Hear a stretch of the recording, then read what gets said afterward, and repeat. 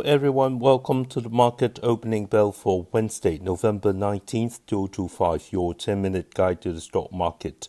Market expectations for Federal Reserve rate cuts next month have cooled, causing Hong Kong stocks to follow the decline in overseas markets. The Hang Seng Index opened 212 points lower and the drop widened during the session. In the afternoon, it fell as much as 562 points to an intraday low of 25,821 before closing down 454 points or 1.7% at 25,930. The H-shares index fell 153 points or 1.6% to 9,174, while the Hang Seng Tech Index dropped 111 points or 1.9% to 5,645. Total market turnover reached 242.1 billion Hong Kong dollars. Southbound Stock Connect saw a net inflow of 7.466 billion Hong Kong dollars into Hong Kong stocks. The biggest net purchases were Alibaba with 3.297 billion, followed by Xpeng with 1.152 billion, Xiaomi with 853 million, China Hongqiao with 832 million, the selloff Hang Seng Tech ETF with 515 million, SMIC with 374 million, Hua Hong Semiconductor with 366 million, and Ganfeng Lithium with 350 million. On the selling side, CNOOC saw net outflows of 365 million and Tencent 191 million. Southbound funds have now bought Xiaomi on a net basis for 15 consecutive days, totaling 10.66 billion Hong Kong dollars, and have bought Alibaba for 4 straight days, totaling 9 billion. From a technical perspective, the Hang Seng Index has completely filled the upward gap from November 6 that ran between 25,980 and 26,061 and has fallen below both the 20-day and 50-day moving averages. The next major support levels are the 100-day moving average around 25,600 and the November 5th low of 25,496. The 20-day and 50-day lines, both now near the 26,300 area, will act as resistance on any rebound. In mainland China, the 3 major A-share indexes were weak in the morning and fell further in the afternoon. The Shanghai Composite closed at 3,939, down 32 points or 0.8%. The Shenzhen Component Index finished at 13,080, down 121 points or 0.9%. And the Chinex Index closed at 3,069, down 35 points or 1.2%. Total turnover on the Shanghai and Shenzhen exchanges combined was 1.9309 trillion yuan. The renminbi central parity rate against the US dollar was adjusted lower by 40 pips to 7.0856. Xiaomi Group reported third quarter 2025 total revenue of 113.1 billion yuan, up 22.3% year over year and slightly above the expected 112.5 billion yuan. The smartphone and AIoT segment generated 84.1 billion yuan, an increase of 1.6%, while the smart electric vehicle and other innovative businesses segment delivered a record 29 billion yuan, up 199.2% year over year. That segment achieved its first ever quarterly operating profit of 700 million yuan. Adjusted net profit hit the record 11.3 billion yuan, rising 80.9% year over year and beating forecasts thanks to strong cost control and the growing contribution from new businesses. Gross margin improved to 22.9% from 20.4% a year earlier, helped by a better product mix and higher supply chain efficiency. Overall, the surge in revenue came mainly from the explosive growth of new businesses, while the sharp rise in profitability was driven by a higher proportion of premium products and improved operational efficiency. Baidu reported a swing to a net loss of 11.2 7.232 billion yuan in the third quarter compared with a profit of 7.632 billion yuan a year ago, primarily because of around 16.2 billion yuan in long-term asset impairment charges. The market had expected a profit of between 1.038 billion and 2.136 billion yuan. On a non-GAAP basis, net profit was 3.77 billion yuan, down 35.9% year-over-year, but still above forecast. Total revenue fell 7.1% to 31.174 billion yuan, the second consecutive quarterly decline, caused mainly by weak online marketing demand.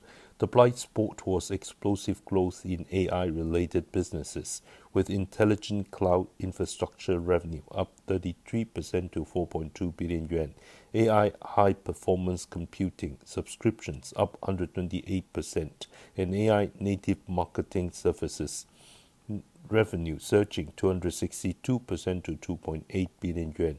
Baidu's fully unmanned robotaxi service Radish Run completed 3.1 million rides in the quarter, or a 212% increase year-over-year. Management reiterated its AI-native strategy and expects full-year AI-related revenue to exceed 40 billion yuan, with cloud growth staying above 30%.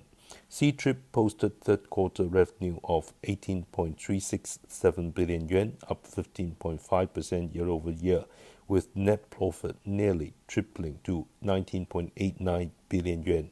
International businesses performed strongly. Overseas OTA bookings rose about 60%.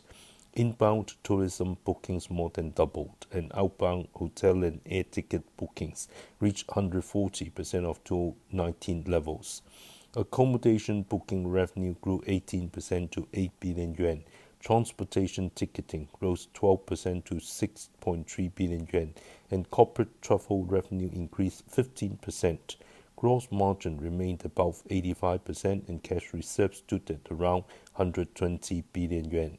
U.S. stocks continued their decline. The Dow Jones closed down 498 points, or 1.1%, at 46,091 after falling as much as 676 points intraday.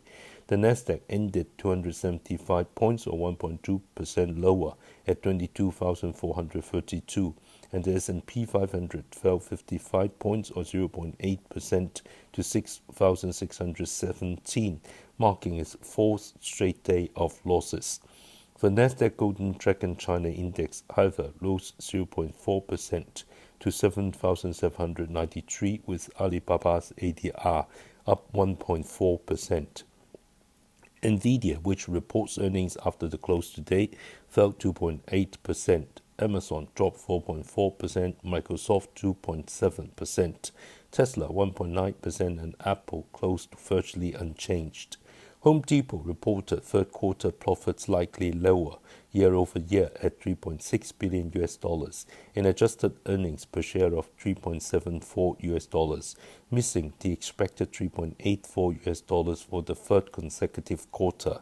Revenue beat estimates at $41.35 billion, but the company lowered full-year guidance due to weak renovation demand and cautious consumer spending, sending its shares down 6%. Netflix continues to expand beyond streaming by licensing merchandise tied to hit shows such as Stranger Things and Squid Game, and by opening experimental venues. Its first Netflix house featuring immersive experiences, interactive games, live performances, and themed dining opened last week in Philadelphia. U.S. August durable goods orders rose 1.4% month-over-month, rebounding from the prior decline and meeting expectations. Initial jobless claims for the week ended October 18 remain elevated at 232,000. Private sector layoffs slowed in October, but the labor market clearly lost momentum toward the end of the month. Lastly, a quick promotion from Philips Securities. New clients who opened an account on or after November 1st, 2025 will enjoy a flat 50 Hong Kong dollar commission for same-day purchases of the same stock code, regardless of the number of trades or amount, covering all products listed on the Hong Kong Exchange, including ETFs, warrants, and callable bull-bear contracts. Our stock pick today is JD Health, stock code 6618. JD Health delivered another quarter of strong growth in Q3 2025, with both revenue and profit significantly beating market expectations. The robust performance was primarily driven by strong sales of pharmaceuticals and nutraceuticals, deeper strategic partnerships, and the continued expansion of AI-powered healthcare applications. For the period, JD Health recorded revenue of 17.12 billion yuan, up 28.7% year-on-year.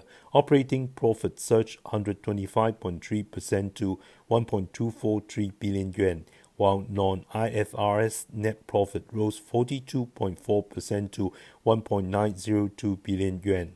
The group further strengthened synergies across its self-operated business, online marketplace, and instant retail channels, continuously expanding product supply, enhancing service experience, and maintaining price competitiveness.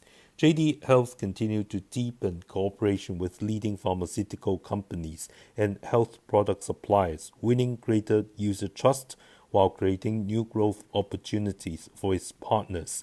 In Q3 2025, the company signed strategic cooperation agreements with leading pharmaceutical companies, including Eli Lilly, Innovent Biologics, Eisai China, and Bayer China.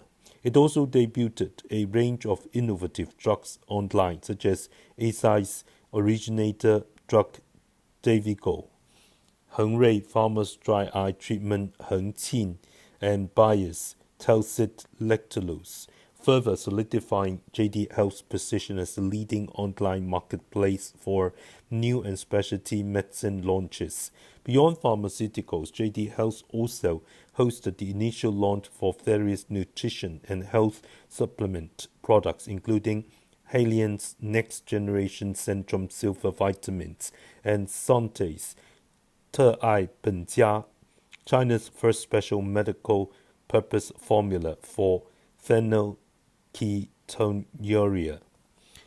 In September 2025, JD Health partnered with leading medical device brands such as Uwell, Sinocare, and Microtech to establish the Intelligent Interconnected Ecosystem Alliance. Leveraging JD Health's AI-powered system, the alliance is building an intelligent blood glucose management ecosystem that integrates monitoring, analysis, intervention, and follow-up care. The initiative will expand into blood pressure, ECG, respiratory oxygen therapy, and other areas in the future, aiming to create a full life cycle service ecosystem, from disease prevention to chronic disease management, fully addressing users' long-term health needs. On the healthcare services front, the group will continue to expand its supply of high-quality professional resources, including doctors, pharmacists, and nurses, accelerate the integration of online and offline health services, and deepen the application of artificial intelligence across multiple medical scenarios. Recommendation buy at $65, initial target $69.5, next target $75, stop loss $61.5. I do not personally hold the above stock.